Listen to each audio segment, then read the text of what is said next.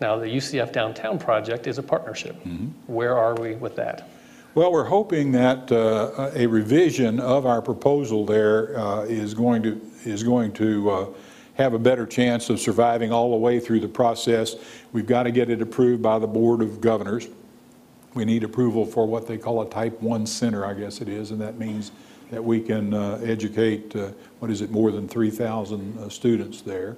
Then we've got to get the funding approved for our funding assembled for constructing the first building, and that's about a $60 million project. What we've said is that we think we can break that funding up into 3/3. We'll have the philanthropic dollars. The state will give us 20 million, and the university will find 20 million. If you're wondering how that works, we'll have folks checking to see if you've dropped any bills or we'll try anything, and anything that's legal and ethical. Just being careful. Thank you for that addition there. I don't think either of us would look very well in orange. No, sir. I really don't. So, but I think if we think about 3 pots of 20 million each, it's a lot more doable than asking the state to come up with $57 or $60 million the first year and come along with another 70 the next year, as a lockstep program. So we feel like the current proposal we've got would mean that along with the culinary arts and hospitality programs that Valencia will have there, our programs in digital media, we'd have health and public affairs, part of the communication program, a lot of really strong, good programs that will be better downtown than they will be out here in our view.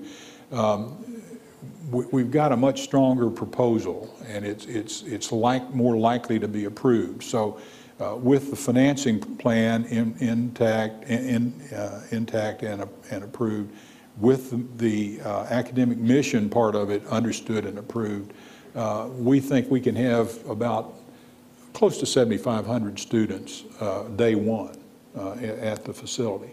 That is a sustainable program, or the makings of a fully sustainable program. So if we never got another program approved down there, that could operate successfully. And I think that's really something we have to be mindful of.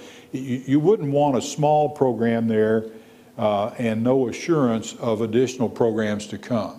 If you just had a couple of thousand students, that's not going to motivate private developers to put in the kind of small businesses that will make for a vibrant downtown campus. In the area surrounding the campus, you want restaurants, you want little specialty shops, you want all kinds of activity going on 24/7. Our friends out at Arizona State gave us a good model for the downtown campus. We're not proposing to do exactly what they did, but we've borrowed a lot of concepts from them and some good experience, I think. When they got to about 7,000 students, they felt like they hit the tipping point on a good, sustainable 24/7 downtown culture. We think we'd have the same here. But if you have a smaller group than that, you run the risk that it just will never take off. That you'll starve it trying to get another 2,000, another 2,000. So we want to start with 7,000 plus. We think if we can do that, we'll have a successful and sustainable program. Dr. Hick, thinking about your goals, your 5 goals.